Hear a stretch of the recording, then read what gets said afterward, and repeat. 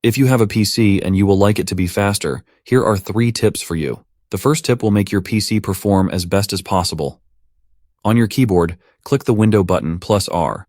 Type in sysdm.cpl and click OK. Then click on Advance. Under Performance, click on Settings. Then change this to adjust for best performance. The second tip will assign more processors to your PC. On your keyboard, click the Window button plus R again, but type in msconfig and click OK. Click on Boot, then Advanced Options. Check the box of number of processors, then change it to the highest number you see there. This third tip is super important. First, go to Settings. Click on System. Then click on Display.